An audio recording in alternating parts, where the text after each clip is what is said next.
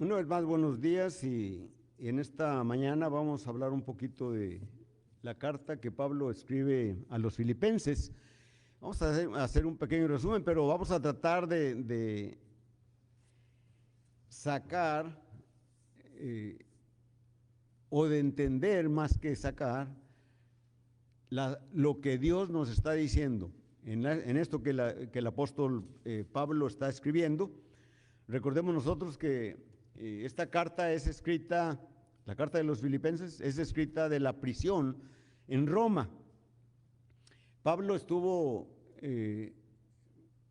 prácticamente 2 años, dice el libro de los Hechos, y en esos 2 años, aunque no estuvo en una prisión, sino que estuvo en una casa rentada, pero había un soldado que estaba cuidándolo, estaba encadenado a no sé, su mano, su brazo, su tobillo al brazo o al tobillo del soldado que lo custodiaba. Y él escribe estas 4 cartas, a los efesios, a los filipenses, a los colosenses y a Filemón. Y en la carta a los filipenses,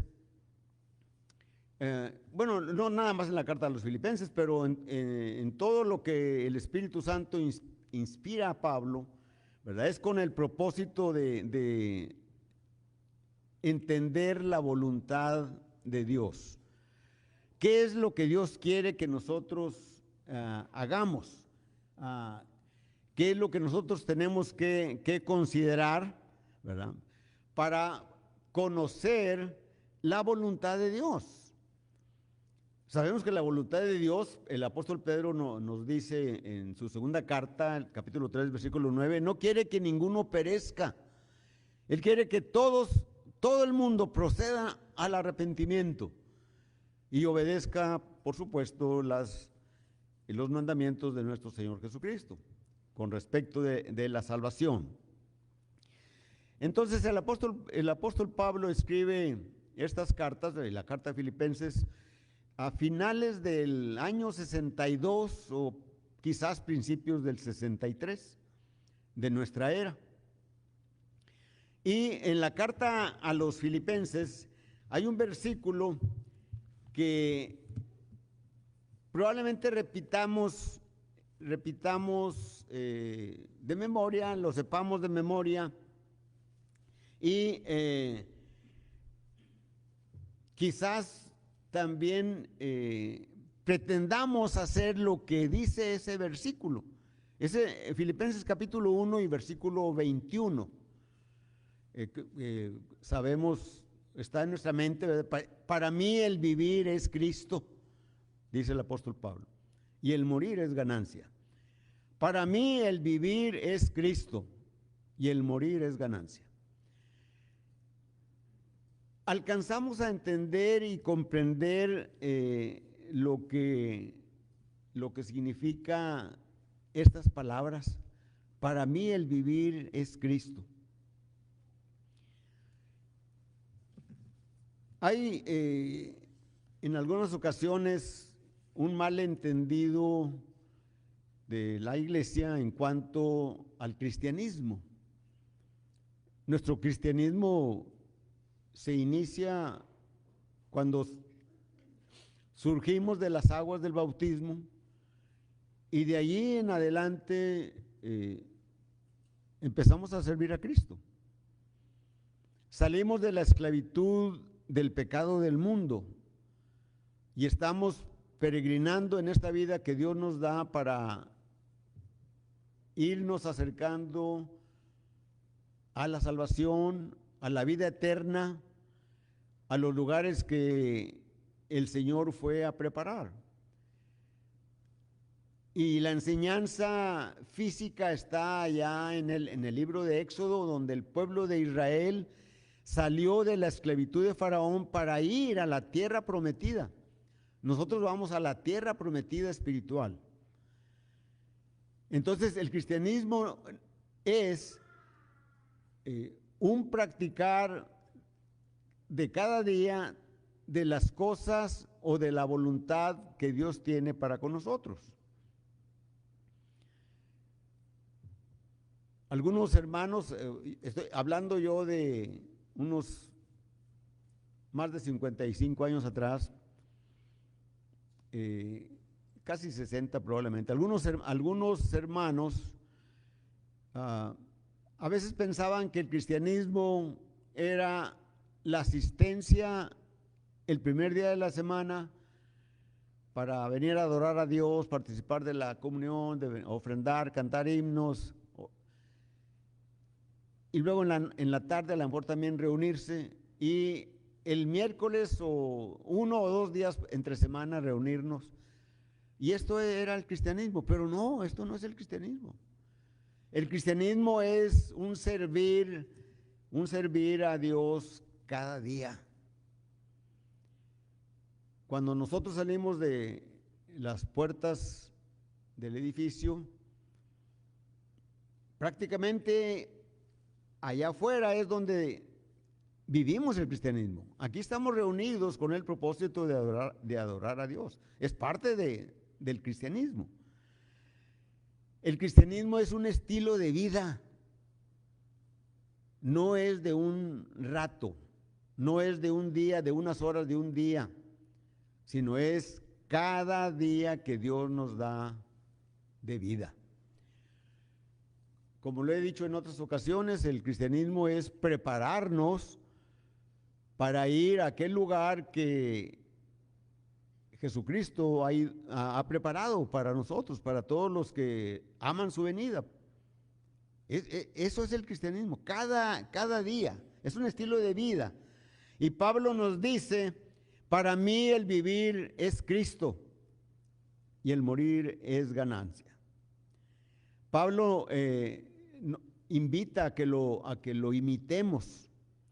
En la primera carta a los Corintios, capítulo 11 y versículo 1, él escribe y dice, sed imitadores de mí, como yo lo soy de Cristo. Sed imitadores de mí, como yo lo soy de Cristo. Recordemos que el apóstol Pablo, cuando fue llamado por el Señor en el camino a Damasco, él estuvo en Damasco, en una casa, en la calle que se llama de la derecha, 3 días y permaneció allí ciego. Y allí el Señor le reveló el evangelio. Al tercer día llegó un predicador llamado Ananías y le dijo, hermano Saulo, recibe la vista. Y fue bautizado Saulo de Tarso. Y luego dice allí en Hechos 9 y versículo 19 que permaneció varios días allí con los hermanos. Y el versículo 20 de Hechos 9 dice, enseguida predicaba a Cristo. Y allí encontramos, ¿verdad? Cuando hay un punto final y luego se abre con mayúscula otro párrafo, otra sección, allí hay un intervalo de tiempo. Y ese intervalo de tiempo lo encontramos en la carta que Pablo escribe a los Gálatas en el capítulo 1 y versículos 15, versículo 15 al versículo 17. Lo voy a leer textualmente. Dice, pero cuando agradó a Dios que me apartó desde el vientre de mi madre y me llamó por su gracia, revelar a su Hijo en mí para que yo le predicase entre los gentiles, no consideré enseguida con carne y sangre. Dice el versículo 17, ni subí a Jerusalén a los que eran apóstoles antes que yo, sino que fui a Arabia y volví de nuevo a Damasco. Y allí, después de ese versículo 17 de Gálatas 1, entra el versículo 20 de Hechos 9. Y enseguida predicaba a Cristo. El apóstol Pablo, a partir de ese versículo 20, que empezó a predicar a Cristo, hasta Hechos 28 y versículo 31, que Lucas, el escritor de Hechos, nos dice que Pablo permaneció 2 años en una casa alquilada y que no tenía impedimento para predicar el evangelio. No tenía impedimento y recibía a todos los que iban allí con él y predicaba el evangelio. Después no, el libro de los Hechos ya no narra qué pasó con Pablo, pero en los escritores no inspirados, miembros de la Iglesia de Cristo, escriben que Pablo fue a lo más occidental del Imperio Romano y a predicar el evangelio. Y el deseo de Pablo era predicar en España. Y dicen estos escritores, ¿verdad?, que Pablo fue hasta España. Y cuando regresó, es decir, después de Hechos 28-31 fue liberado y Pablo siguió predicando. Y es cuando fue hasta lo que es España, al lado más occidental del Imperio Romano, y predicó el evangelio y regresó. Y cuando regresa al área de Asia Menor, ahí y hay una persecución que se había originado por el incendio de Roma, es aprendido una vez más y ahora sí es puesto en la cárcel y está sentenciado allí a muerte y escribe su última carta, segunda de Timoteo, cuando él dice: yo ya estoy para ser sacrificado, el tiempo de mi partida está cerca, ha llegado, ¿verdad? He acabado la carrera, he guardado la fe, por lo demás me espera la corona de justicia que me dará el Dios juez justo, y no solamente a mí, sino a todos los que aman su venida. Entonces, durante ese tiempo, vamos a decir solamente de Hechos 9:20 a Hechos 28:31, el apóstol Pablo visitó muchos lugares en Asia, en Europa, y estableció muchas congregaciones de la Iglesia de Cristo. Y nos podemos preguntar, ¿cuántos fueron salvos por la predicación del apóstol Pablo? Porque el apóstol Pablo dice aquí en nuestro texto de Filipenses 1:21, para mí el vivir es Cristo y el morir es ganancia. Entonces, podemos encontrar en esta introducción, ¿verdad?, que el vivir en Cristo es predicar la palabra de Dios. Debemos de predicar, si nosotros pretendemos y decimos, para mí el vivir es Cristo, ¿estamos predicando el evangelio? Ahora, no todos somos predicadores. Sin embargo, con nuestra conducta, con nuestra actitud, con nuestra manera de vivir, si es una manera de vivir, si es una conducta loable, si es algo que llame la atención, es una predicación. Se está predicando con la vida, con nuestra propia vida. Como el apóstol Pedro dice en su primera carta, capítulo 5, respecto de la mujer que tiene un marido que es incrédulo. Dice, con tu conducta lo vas a convertir. No le va a hablar del evangelio, a lo mejor, ¿verdad?, pero la manera de comportarse hará que se pregunte, ¿por qué esta mujer es así conmigo? O viceversa, ¿por qué este hombre es así conmigo? ¿Sí?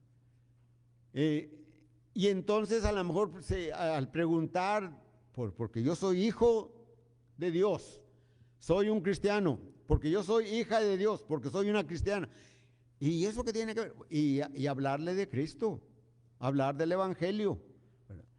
Entonces, lo que está diciéndonos Pablo, para mí el vivir es Cristo, vamos a ver cuatro puntos, ¿verdad? El primero es, para mí el vivir es Cristo significa predicar a Cristo, no importa en la situación en que yo me encuentre. No importa qué está sucediendo alrededor mío. No importa si yo tengo problemas físicos, económicos, de salud, materiales, etcétera.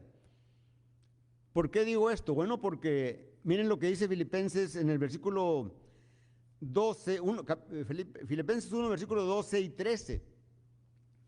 Dije al principio de la plática que Pablo está prisionero.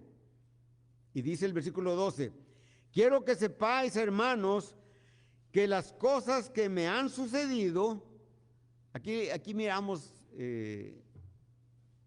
lo que dice Pablo, han redundado más bien para el progreso del Evangelio. ¿Se fijan? Pablo está predicando el Evangelio, allí preso. Dice el versículo 13, de tal manera que mis prisiones se han hecho patentes en Cristo en todo el pretorio y a todos los demás. Alguien pudiera preguntar, bueno, ¿y qué es el pretorio? Antes de estos tiempos a finales del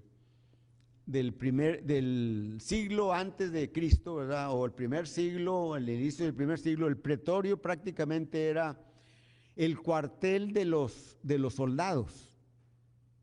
Pero conforme fue avanzando la conquista del Imperio Romano, ¿verdad?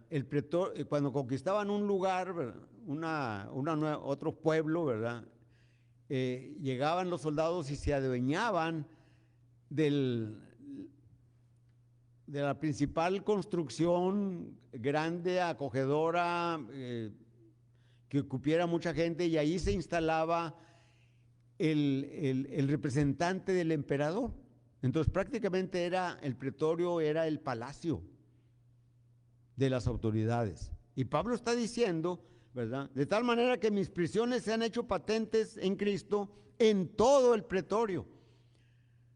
¿Se acuerdan de Pablo? Cuando Pablo estuvo en Filipos y que por causa, él sacó un espíritu de adivinación que tenía una muchachita, ¿verdad? Y la gente que hacía negocio con ella, pues no les gustó y acusaron a Pablo y lo metieron a la cárcel. A él y a Silas. ¿A Silas? Sí, a Silas, ¿verdad? ¿Y qué hacían ellos dos? Dice la Escritura en el libro de los Hechos que cantaban, de tal manera que después cuando viene el terremoto aquel, ¿verdad? Y que se abren las puertas, caen las cadenas y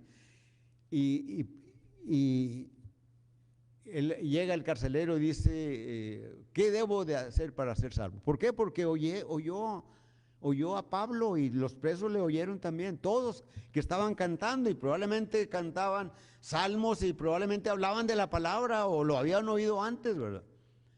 De tal manera que el carcelero, su familia, a algunos amigos, se les predicó el evangelio una noche y fueron bautizados, ¿verdad? Entonces aquí Pablo está diciendo esto. No importa en la situación en que yo esté, las circunstancias pueden ser lo más adverso que sea. A veces nosotros buscamos la comodidad para predicar, ¿verdad? Es decir, hay que ir a tocar puertas, ¿verdad? Y ahorita por todo este año pasado ya no hemos salido a tocar puertas como lo estábamos haciendo. Una vez por mes estábamos saliendo el predicador Anglo y otros hermanos, otros jóvenes, y mi esposa y yo, y a veces otros hermanos, ¿no? Y vamos a tocar puertas. Pero prácticamente va más de un año que no salimos, ¿verdad? Pero debemos de predicar el evangelio, no importa cómo están las adversidades alrededor. Si son favorables, bueno, qué bien, ¿verdad? Pero si son desfavorables, pues también debemos de predicar el evangelio. El Señor Jesucristo, cuando estaba en su ministerio, dicen en el Mateo capítulo 9 y versículo 36, Él se compadeció al ver a los judíos, ¿verdad? Como ovejas sin pastor, ¿verdad? Y hoy hay mucha gente religiosa que están como ovejas sin pastor, aunque están siendo guiadas por algunos grupos denominacionales, algunos grupos religiosos, pero en realidad están como ovejas sin pastor. No están recibiendo la alimentación, el evangelio, y solamente les dan cosas bonitas, les halagan los oídos para atraer a la gente y mantenerlos ahí con ellos y pedirles el diezmo y cuánta cosa. Una práctica que era del Antiguo Testamento y que no es de la iglesia, ¿verdad? La iglesia ofrenda cada primer día de la semana, pero la iglesia del Señor no recoge diezmos, no recogemos diezmos, ni se exigen mucho menos, ¿verdad? Entonces, nos compadecemos como el Señor se compadecía de aquellas gentes, ¿verdad? Entonces, el primer punto es predicar el evangelio bajo cualquier circunstancia. Y ya miramos aquí en estos versículos del capítulo 1, versículos 2 y versículo 14 también dice: y la mayoría de los hermanos, cobrando ánimo en el Señor con mis prisiones, se atreven mucho más a hablar las palabras sin temor. Porque a veces tenemos miedo, ¿verdad?, de hablar del evangelio, pero esa debe de ser una respuesta a qué significa para mí el vivir es Cristo. Para mí el vivir es Cristo debe de ser predicar el evangelio bajo la circunstancia en que nosotros nos encontremos. No busquemos que esté cómodo todo, que todo sea favorable, no. Si tenemos por ejemplo, a veces el tiempo, dice, no tengo tiempo porque voy a hacer esto o aquello, ¿verdad? O tengo este compromiso con esta gente, con X, ¿verdad? Y a veces preferimos eso a las cosas del Señor. Y entonces no estamos predicando el evangelio bajo una circunstancia desfavorable. Entonces, la misión de Cristo, Él nos la ha comendado. Es nuestra misión. Y el Señor Jesucristo la dio a los apóstoles. Mateo capítulo 28 y versículo 19. Por tanto, id, haced discípulos a todas las naciones, bautizándolas en el nombre del Padre, del Hijo y del Espíritu Santo. Y esto es lo que debemos de hacer, ¿sí? ¿Qué significado tiene entonces para mí el vivir es Cristo?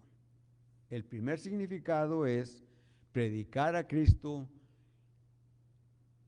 en cualquier circunstancia. La segunda enseñanza que podemos encontrar la miramos en que debemos de imitar los ejemplos bíblicos buenos, por supuesto. Por ejemplo, si nos vamos al libro de Génesis, de Éxodo, de Génesis, perdón, en el capítulo, me parece que 37 o 38 de Génesis, cuando José, el hijo de Raquel y Jacob, ¿verdad?, fue asediado, ¿cómo se dice la palabra hoy? Acosado por la esposa de Potifar, ¿verdad? Él tuvo que huir de ella. Y por causa de esa huida, él fue a dar a la cárcel. O sea, debemos de imitar ese ejemplo. Cuando esté la tentación, cuando esté la prueba, cuando todo está favorable para caer, para pecar, debemos de huir, ¿sí? Ese es un ejemplo bueno.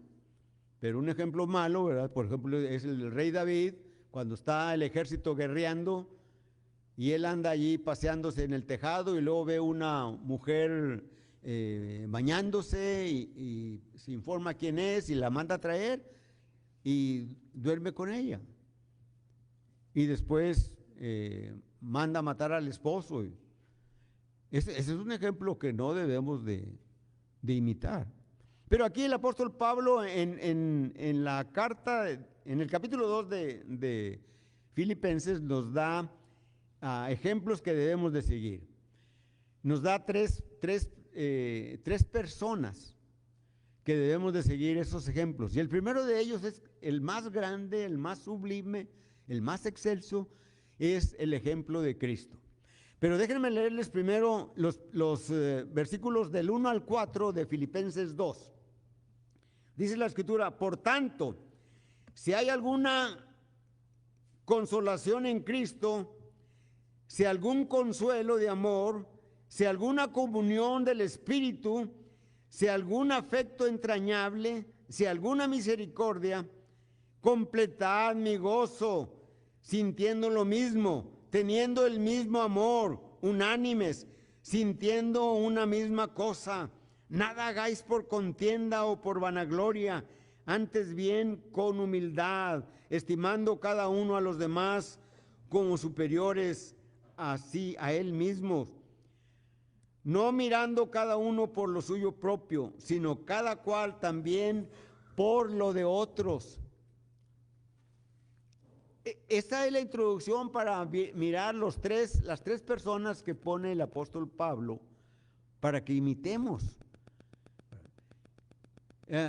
Que haya gozo. Está hablando de la unidad de la iglesia, del amor que hay en ella, o que debe de haber en ella, en el que nos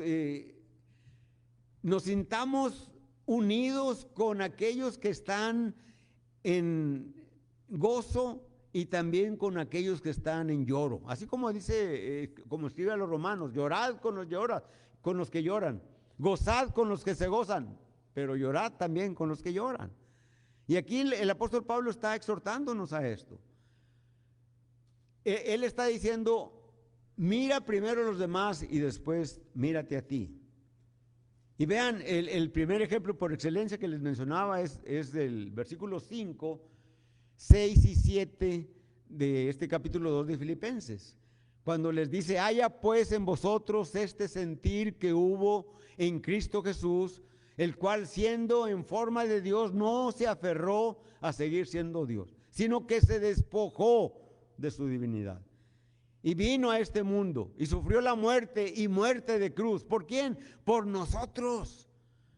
Él nos tuvo en primer lugar. ¿Se fijan? Podemos mirar, podemos ver la grandeza de ese sentir de Jesucristo para la humanidad.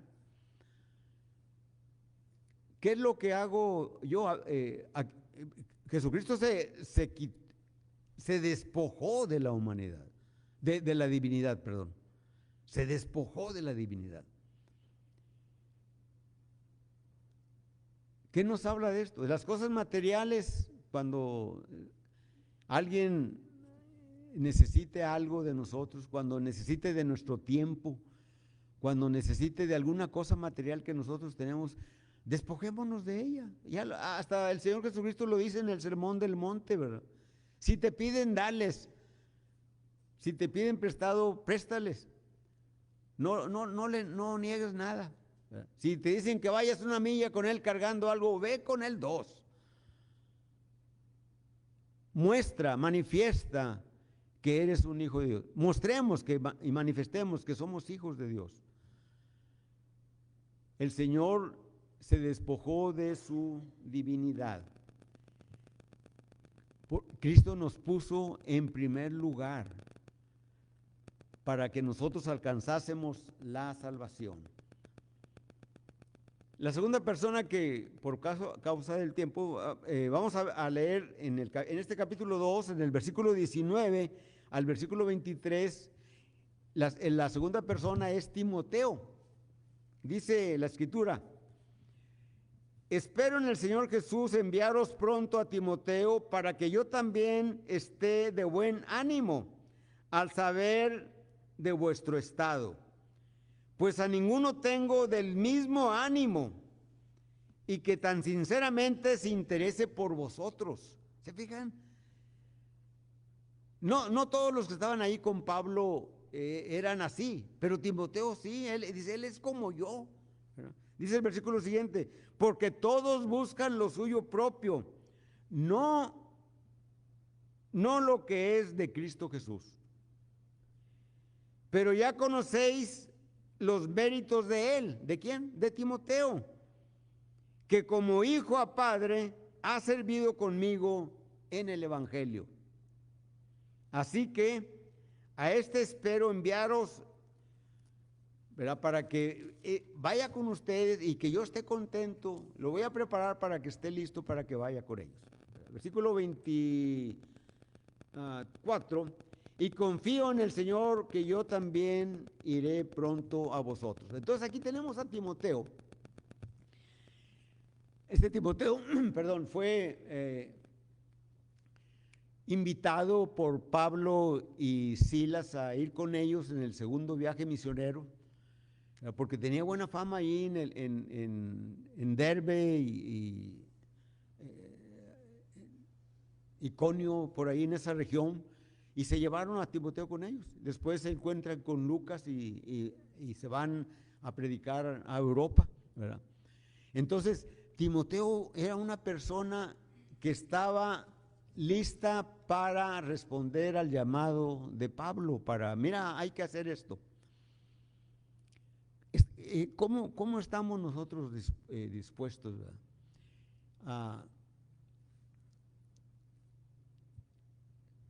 Vamos a veces, el año pasado, antepasado, se invitaba a la iglesia, invitamos a todos los varones y algunas varonas a que vengan, porque vamos a hacer estos trabajos aquí en el edificio, vamos a pintar allá afuera y a arreglar algunas cosas adentro y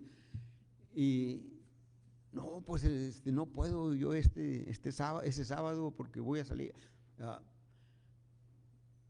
¿Dónde está nuestro cristianismo? ¿Verdad? Debemos de estar como dijo el profeta, heme aquí, Señor, heme aquí, yo voy. Cuando tengamos que hacer algo por alguna familia, hagámoslo con toda sinceridad, con todo nuestro corazón, sabiendo que ese debe ser el sentir de nosotros. Despojémonos de las cosas que nos atan para que tengamos en primer lugar a nuestros hermanos, ¿verdad? Que miremos la necesidad y que podamos acudir a ello. Esto es lo que Pablo está diciendo primeramente de Cristo y luego está diciendo de Timoteo.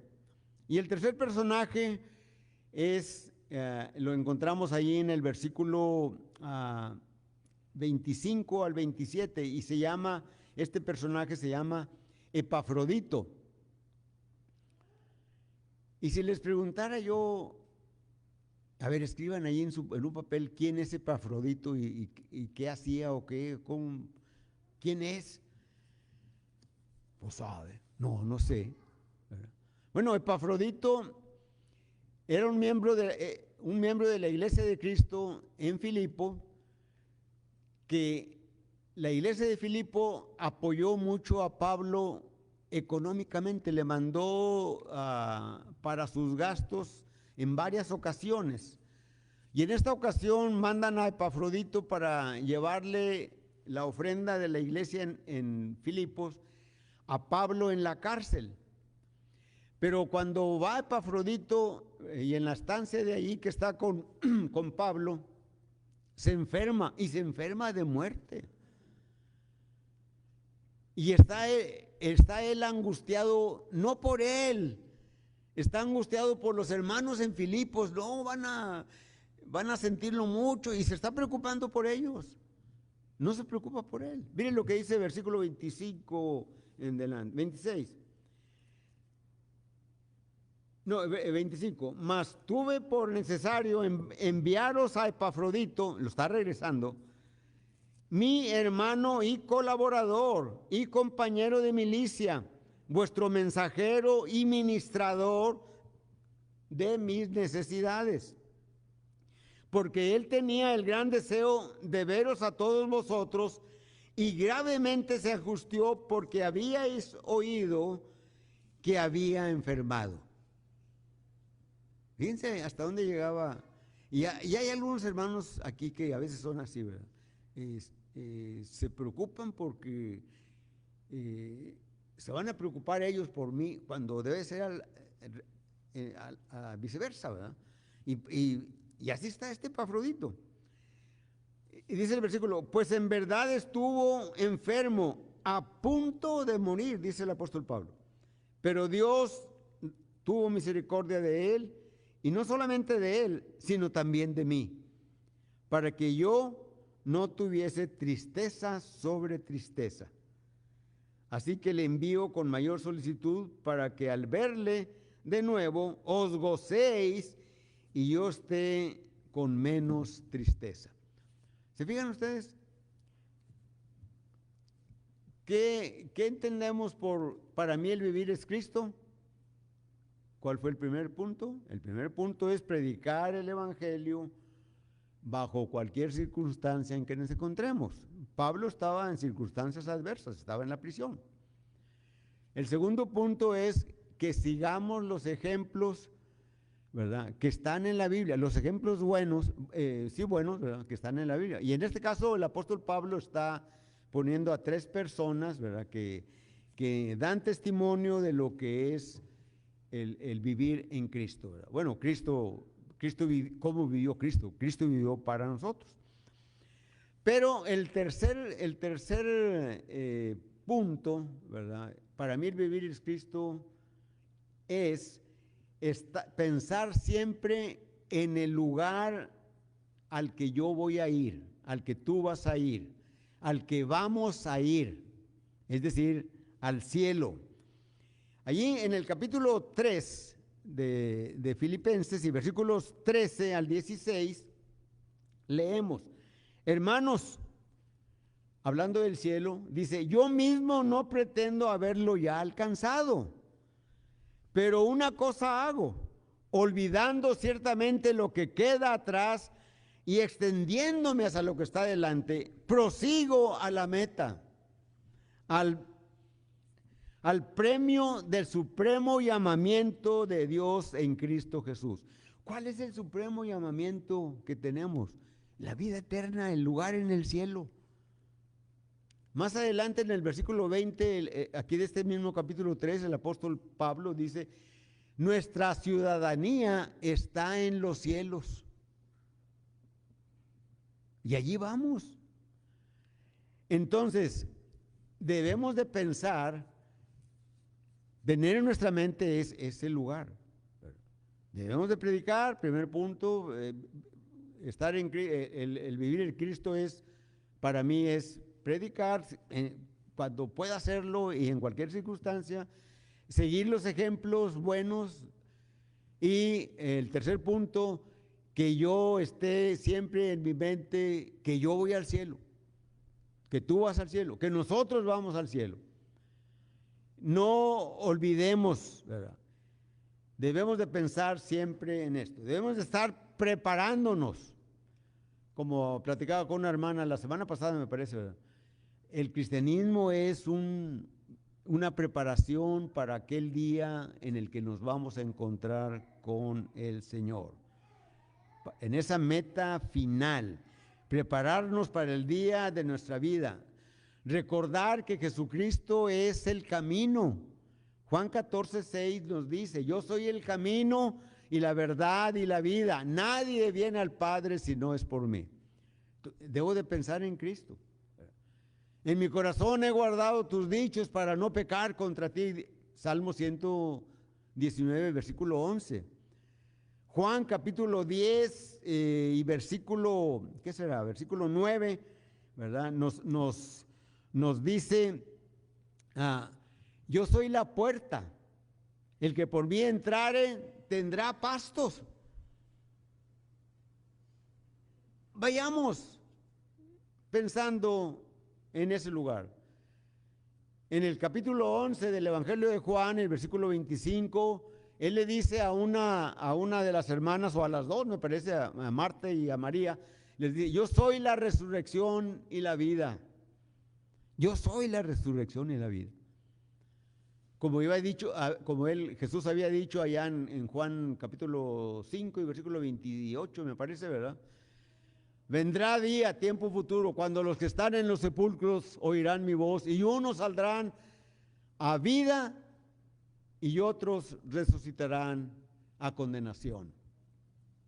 Debemos de pensar en que vamos a resucitar a vida, no olvidarnos.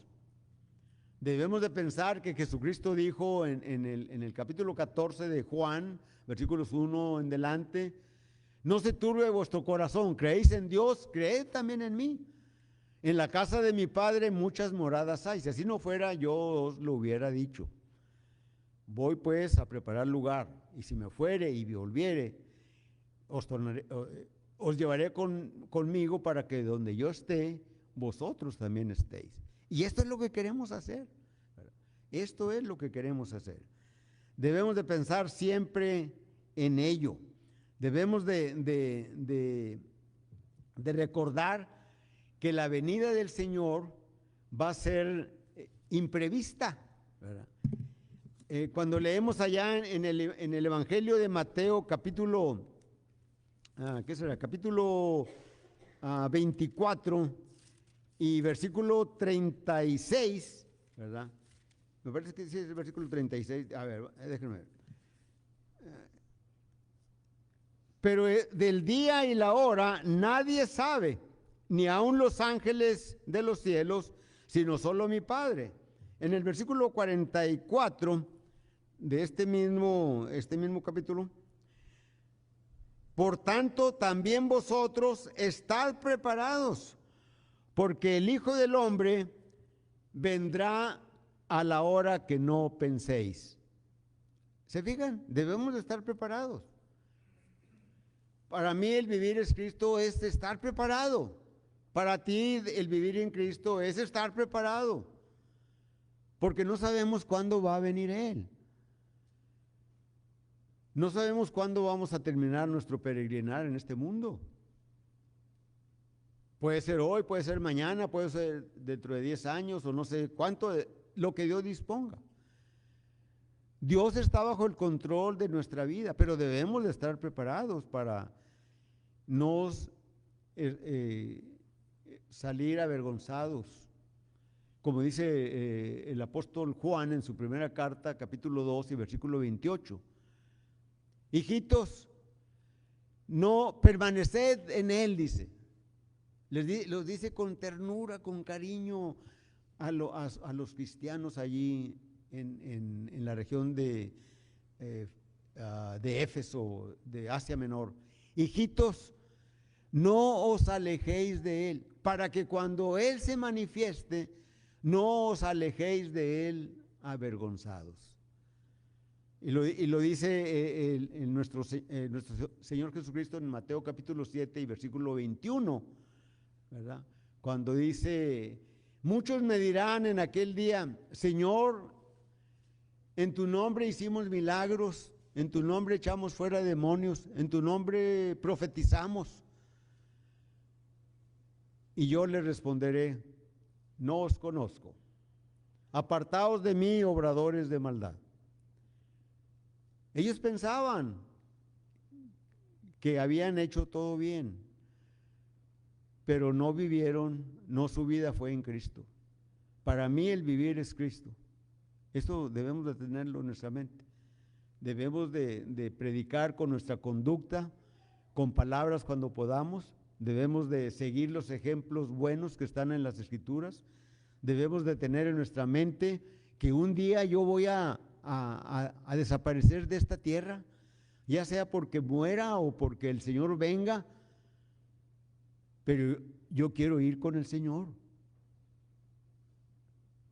Debemos de prepararnos para ello.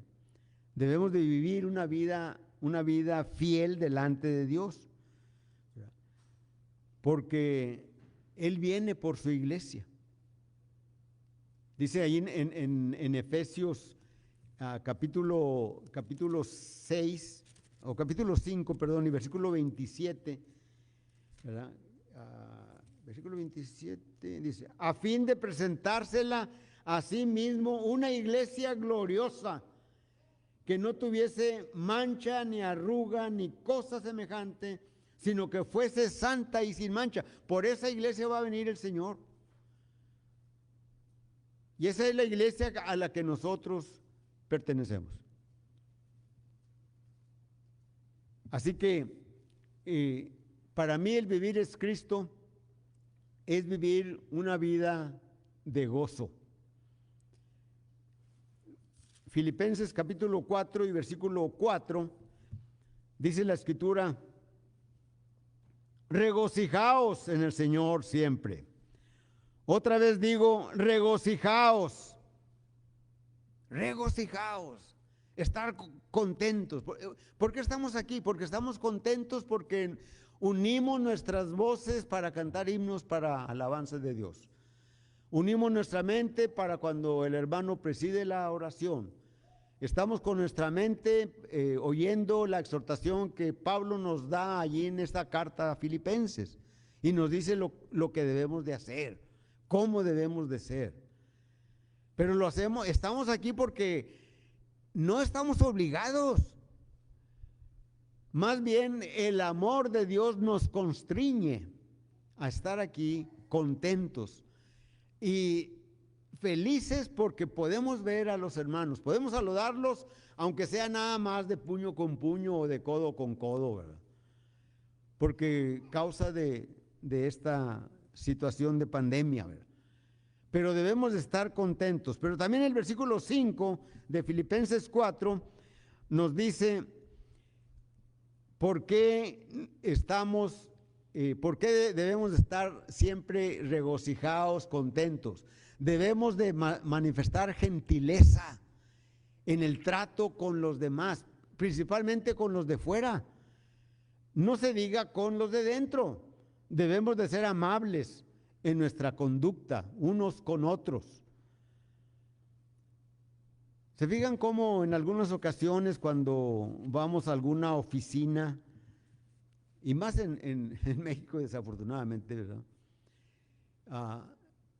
No, tenemos que llegar y poner la mejor sonrisa con la persona que está ahí, que nos va a atender, ¿verdad? Para no hacerla enojar y no nos relegue, ¿verdad? O nos haga perder mucho tiempo ahí, ¿verdad? Si hablamos con cariño, con gentileza, de buena manera, con buena actitud en nosotros. Es lo que está diciendo aquí el apóstol Pablo en el versículo 5.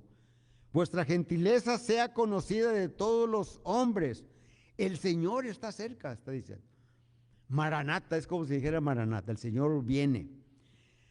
Y luego el versículo 6 dice, por nada estéis afanosos, porque es que tengo que acabar esto y aquello y más allá, y oye, no vas a orar, no hombre, no tengo tiempo de orar, no tengo tiempo de leer la Escritura, por nada estéis afanosos, dice la Escritura, sean conocidas vuestras peticiones delante de Dios. El versículo 7 nos dice, y la paz de Dios, que sobrepasa todo entendimiento, guardará vuestros corazones. En el versículo 8, esta actitud nos debe de completar en nosotros. Dice, por lo demás, hermanos, dice, todo lo que es verdadero, todo lo honesto, todo lo justo, todo lo que amado, todo lo que amable, todo lo que es de buen nombre, si hay virtud alguna, si algo digno de alabanza, en esto pensad. Y saben ustedes que nuestro pensamiento es el que a veces nos hace trastabillar y caer, ¿verdad?